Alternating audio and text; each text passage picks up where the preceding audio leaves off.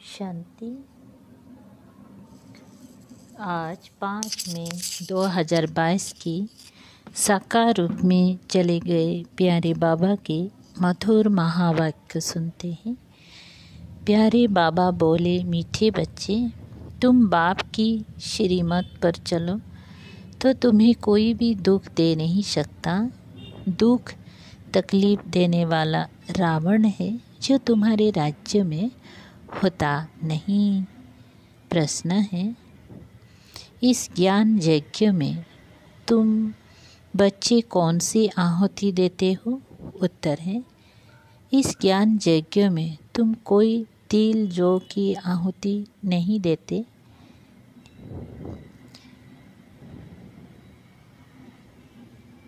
इसमें तुम्हें देह सहित जो कुछ भी है वह सब आहुति देनी है, अर्थात बुद्धि से सब भुला देना है। इस यज्ञ की संभाल पवित्र रहने वाले ब्राह्मण ही कर सकते हैं। जो पवित्र ब्राह्मण बनते वही फिर ब्राह्मण सो देवता बनते हैं। गीत बजा है, तुम्हें पाके हमने जहाँ पा लिया। ओम शांति। बच्चे आए हैं बाप के पास। बच्चे ज़रूर आएंगे ही तब जब बाप को पहचान कर बाप कहेंगी, नहीं तो आ ही नहीं सकते। बच्चे जानते हैं हम जाते हैं निराकारी बेहद बाप के पास। उनका नाम शिव बाबा है। उनको अपना शरीर नहीं है। उनका कोई भी दुश्मन बन नहीं सकता। यहाँ दुश्मन बनते हैं तो राजाओं को मार डालते हैं। गांधी को मारा क्योंकि उनका तो शरीर था। बाप को तो अपना शरीर है नहीं। मारने चाहेंगी वह भी उसको जिसमें प्रवेश करता हूँ। आत्मा को तो कोई मार काट नहीं सकते।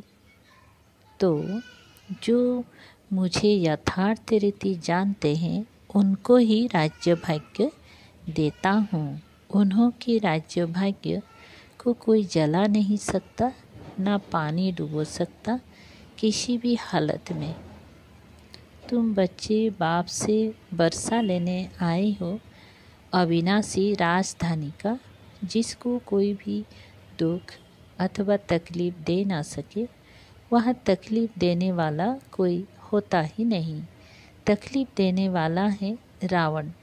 रावण को 10 शीश भी दिखाते हैं, सिर्फ रावण दिखाते हैं, मंदोदरी दिखाते नहीं। सिर्फ नाम रख दिया है कि रावण की स्त्री थी।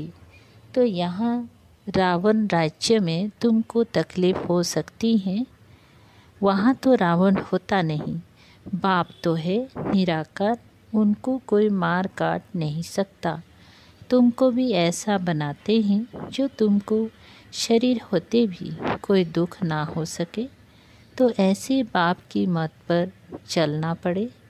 बाबा ही ज्ञान का सागर है और कोई यह ज्ञान दे नहीं सकते। ब्रह्मा द्वारा सभी शास्त्र का सार समझाते हैं। ब्रह्मा है शिव बाबा का बच्चा। ऐसे नहीं कि विष्णु की नाभि से ब्रह्मा निकला। अगर नाभि कहें तो शिव बाबा की नाभि कमल से निकला। तुम भी शिव की नाभि से निकले हो। बाकी चित्र तो सब रॉन्ग है। एक ही बाबा राइटिए से रावण अनराइटियस बना देते हैं। यह खेल है। इस खेल को तुम ही जानते हो। कब से रावण राज्य शुरू हुआ, कैसे मनुष्य गिरते गिरते गिर ही गए, ऊपर कोई भी चढ़ ना सके। बाप के पास जाने का जो रास्ता बताते वो और ही जंगल में डाल देते हैं, क्योंकि रास्ता जानते ही नहीं है बाबा के घर और स्वर्ग का। जो भी गुरु आदि है सब है हठ योगी। घर बार छोड़ क्या बोलते हैं, घर बार छोड़ देते हैं। बाबा छुड़ाते नहीं, कहते हैं पवित्र बनो। कुमार और कुमारी पवित्र हैं। द्रौपदी पुकारती हैं कि बाबा हमको बचाओ, हम पवित्र बनकर कृष्णपुरी में जाना चाहते हैं। कन्याएं भी पुकारती हैं, माँ बाप तंग करते हैं, मारते हैं, शादी करनी ही होगी। पहले माँ बाप कन्या के पांव पड़ते हैं, क्योंकि खुद को और कन्या को पावन समझते हैं। पुकारते भी हैं, हे पतित पावन आओ। अब बाबा कहते हैं, कुमारियाँ पतित ना बनो, नहीं तो फिर पुकारना पड़ेगा तुमको, अपने को बचाना है। बाबा आया ही है पावन बनाने, कहते हैं स्वर्ग की बादशाही का बरसा देने आया हूँ, इसलिए पवित्र बनना पड़े। पतित बनेंगी तो पतित होकर मरेंगी, स्वर्ग के सुख देख नहीं सकेंगी। स्वर्ग में तो बहुत मौज है, हीरे जवाहर के महल है। वही राधे कृष्ण फिर लक्ष्मी नारायण बनते हैं। तो लक्ष्मी नारायण को भी इतना प्यार करना चाहिए। अच्छा, कृष्ण को प्यार करते फिर राधे को क्यों गुम कर दिया है? कृष्ण जन्माष्टमी पर कृष्ण को झुलाते हैं। माताएं कृष्ण को बहुत प्यार करती हैं, राधे को नहीं। और फिर ब्रह्मा जो कृष्ण बनने वाला है, उनकी इतनी पूजा नहीं है। जगत अम्बा की तो बहुत पूजा करते हैं। जो सरस्वती ब्रह्मा की बेटी हैं, आदि देव ब्रह्मा का सिर्फ अजमेर में मंदिर है। अब मम्मा है ज्ञान ज्ञानेश्वरी, तुम जानते हो वह ब्राह्मणी है। वह कोई स्वर्ग की आदि देवी नहीं है, ना कोई 8 भुजाएं हैं। मंदिर में 8 भुजाएं दिखाई हैं। बाप कहते हैं माया के राज्य में झूठ ही झूठ है, एक बाप ही सत्य है जो सच बताते हैं। मनुष्य से देवता बनाने के लिए उस जिस्मानी ब्राह्मणों द्वारा तो तुम कथाएं आदि सुनते सुनते इस हालत में पहुंच गए हो। अब मौत सामने खड़ा है। बाबा कहते हैं जब झाड़ की जर्जरीभूत अवस्था होती है, तब कलयुग के अंत में कल्प के संगम युग पर मैं आता हूँ। मैं युगे युगे नहीं आता हूँ। मैं कच्छ मच्छ अवतार बराह नहीं लेता हूँ। मैं कणकण में नहीं रहता हूँ। तुम आत्माएं भी कणकण में नहीं जाती हो, तो मैं कैसे जाऊँगा? मनुष्य के लिए कहते हैं वह जानवर भी बनते हैं। वो तो अनेक योनियाँ हैं, गिनती कर ही नहीं सकते हैं। बाप कहते हैं राइट बात अब मैं तुमको समझाता हूँ। अब जज करो, 84 लाख जन्म सत्य है या झूठ? इस झूठी दुनिया में सच कहाँ से आया? सच तो एक ही होता है। बाप ही आकर सत्य असत्य का निर्णय करते हैं। माया ने सबको असत्य बना दिया है, बाप आकर सबको सत्य बनाते हैं। अब जांच करो राइट कौन? तुम्हारे इतनी गुरु गुसाए राइट है या एक बाप राइट है? एक राइटियस बाबा ही राइटियस दुनिया की स्थापना करते हैं। वहाँ बेकायदी कोई काम होता ही नहीं, वहाँ किसी को बीस नहीं मिलता। तुम जानती हो हम भारतवासी बरोबर देवी देवता थे, अब पतित बन गए हैं। पुकारते भी हैं हे पतित पावन आओ।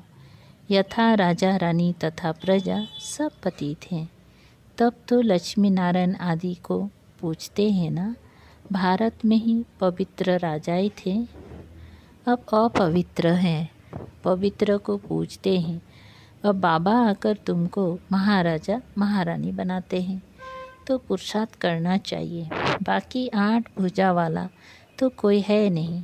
लक्ष्मी नारायण को भी 2 भुजाएं हैं। चित्र में फिर नारायण को सांवरा लक्ष्मी को गोरा दिखाते हैं। अब एक पवित्र एक अपवित्र कैसे हो सकता? तो चित्र झूठे हुए ना। अब बाप समझाते राधे कृष्ण दोनों गोरे थे, फिर काम चिता पर बैठ दोनों सांवरे हो गए। एक गोरा एक सांवरा तो हो ना सके। कृष्ण को श्याम सुंदर कहते हैं, राधे को श्याम सुंदर क्यों नहीं कहते हैं? ये फ़र्क क्यों रखा है? जोड़ा तो एक जैसा होना चाहिए। अभी तुम ज्ञान चिता पर बैठे हो, तुम फिर काम चिता पर क्यों बैठते हो? बच्चों को भी यह पुरुषार्थ कराना है। हम ज्ञान चिता पर बैठे हैं, तुम फिर काम चिता पर बैठने की चेष्टा क्यों करते हो? अगर पुरुष ज्ञान उठाता, स्त्री नहीं उठाती, तो भी झगड़ा पड़ जाता है। यज्ञ में विघ्न तो बहुत पड़ते हैं। यह ज्ञान कितना लंबा चौड़ा है। जब से बाबा आया है तो रुद्र यज्ञ शुरू हुआ है। जब तक तुम ब्राह्मण ना बने तब तक देवता बन नहीं सकते। शूद्र पतित से पावन देवता बनने के लिए ब्राह्मण बनना पड़ेगा। ब्राह्मण ही यज्ञ की संभाल करते हैं, इसमें पवित्र बनना है। बाकी कोई तिल जौ आदि इकट्ठे करके नहीं रखने हैं जैसे और लोग करते हैं।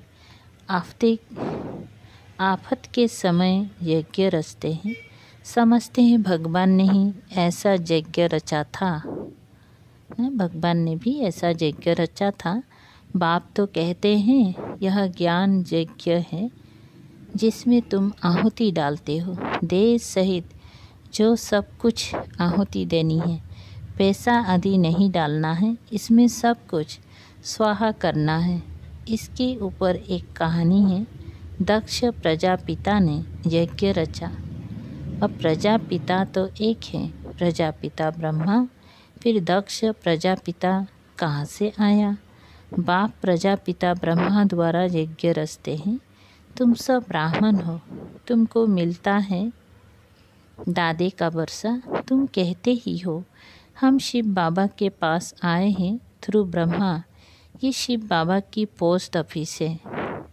चिट्ठी भी लिखो तो शिव बाबा थ्रू ब्रह्मा। बाबा का निवास इसमें है। यह सब ब्राह्मण पावन बनने के लिए ज्ञान योग सीख रहे हैं। तुम ऐसे नहीं कहेंगे हम पतित नहीं बने। पतित नहीं हैं, हम पतित हैं, परंतु पतित पावन हमको पावन बना रहे हैं और कोई मनुष्य मात्र पावन है नहीं। तब तो गंगा स्नान करने जाते हैं। अभी तुम जानते हो कि एक सतगुरु बाबा ही हमें पावन बनाते हैं। उनकी श्रीमत है बच्चे, तुम मुझ एक के साथ अपना बुद्धियोग जोड़ो, जांच करो। चाहे उन गुरुओं के पास जाओ, चाहे मेरी मत पर चलो, तुम्हारा तो एक ही बाप टीचर सतगुरु है। बेहद का बाप सभी मनुष्य मात्र को कहते हैं आत्म अभिमानी बनो।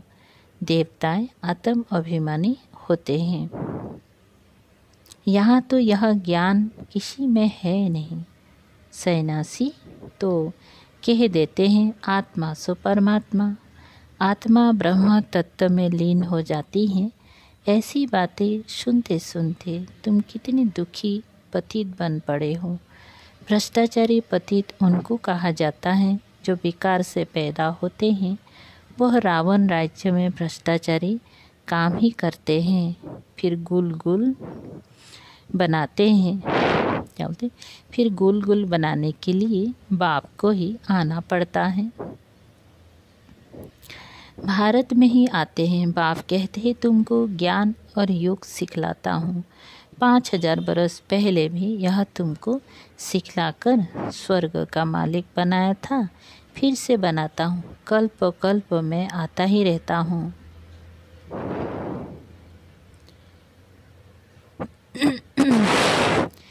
इसकी ना आदि है ना अंत, चक्र चलता ही रहता है। प्रलय की तो बात ही नहीं। तुम बच्चे इस समय इन अविनाशी ज्ञान रत्नों से झोली भरते हो। शिव बाबा को कहते हैं बम बम महादेव। बम बम अर्थात शंख ध्वनि कर हमारी झोली भर दो। नॉलेज बुद्धि में रहती है ना, आत्मा में ही संस्कार है। आत्मा ही पढ़कर इंजीनियर बैरिस्टर आदि बनती हैं। अभी तुम आत्माएं क्या बनेंगी? कहते हो बाबा से वर्षा लेकर लक्ष्मी नारायण बनेंगी। आत्मा पुनर्जन्म तो जरूर लेती हैं, ये समझने की बातें हैं ना। कोई को सिर्फ ये 2 अक्षर काम में क्या होते, कोई को सिर्फ यह 2 अक्षर कान में डालो, तुम आत्मा हो। शिव बाबा को याद करो तो स्वर्ग की बादशाही मिलेगी। कितना सहज है। एक ही बाप सत्य बताते हैं, सबको सद्गति देते हैं, बाकी सब झूठ बताकर दुर्गति ही करेंगी। ये शास्त्र आदि भी सब बाद में बने हैं। भारत का शास्त्र एक ही गीता है। कहते हैं परंपरा से यह चले आए हैं, परंतु कब से? समझते हैं सृष्टि को लाखों बरस हुए। अच्छा, तुम बच्चे बाबा के लिए अंगूर ले आते हो, तुम ही लाते हो, तुम ही खाते हो। मैं नहीं खाता हूँ, मैं तो अभोक्ता हूँ। सतयुग में भी तुम्हारे लिए महल बनाते हैं, यहाँ भी तुमको नए महल में रखता हूँ। हम तो पुराने में ही रहते हैं। यह वंडरफुल बाबा है। यह बाबा भी हैं तो मेहमान भी हैं। बॉम्बे में जाए तो मेहमान कहेंगे ना, ये बहुत बड़ा सारी दुनिया का मेहमान है। इनको आने और जाने में देरी नहीं लगती है। मेहमान भी वंडरफुल है। दूर देश के रहने वाले आए देश पर आए तो मेहमान हुआ ना। आते हैं तुमको गुल गुल फूल बनाए वर्षा देने, कौड़ी से हीरे जैसा बनाने। अच्छा, मीठे मीठे सिकलधे बच्चों प्रति माता पिता बाप दादा का याद प्यार और गुड मॉर्निंग। रूहानी बाप के रूहानी बच्चों को नमस्ते। हम रूहानी बच्चों के रूहानी बाप दादा को याद प्यार गुड मॉर्निंग और नमस्ते नमस्ते। शुक्रिया बाबा, थैंक यू बाबा। अच्छा, सार है 1 नंबर, अविनाशी ज्ञान रत्नों की धारणा कर शंख ध्वनि करनी है। सबको यह ज्ञान रत्न देने हैं। नंबर 2, सत्य और असत्य को समझकर सत्य मत पर चलना है। कोई भी बेकायदे कर्म नहीं करना है। वरदान, बुद्धि को बिजी रखने की विधि द्वारा व्यर्थों को समाप्त करने वाले सदा समर्थ भव। विस्तार, सदा समर्थ अर्थात शक्तिशाली वही बनता है जो बुद्धि को बिजी रखने की विधि को अपनाता है। व्यर्थों को समाप्त कर समर्थ बनने का सहज साधन ही है सदा बिजी रहना। इसीलिए रोज़ सवेरे जैसे स्थूल दिनचर्या बनाते हो, ऐसे अपनी बुद्धि को बिजी रखने का टाइम टेबल बनाओ कि इस समय बुद्धि में इस समर्थ संकल्प से व्यर्थों को ख़त्म करेंगे, बिजी रहेंगे तो माया दूर से ही वापस चली जाएगी। अच्छा, स्लोगन है, दुखों की दुनिया को भूलना है तो परमात्म प्यार में सदा खोए रहो। अच्छा, ओम शांति।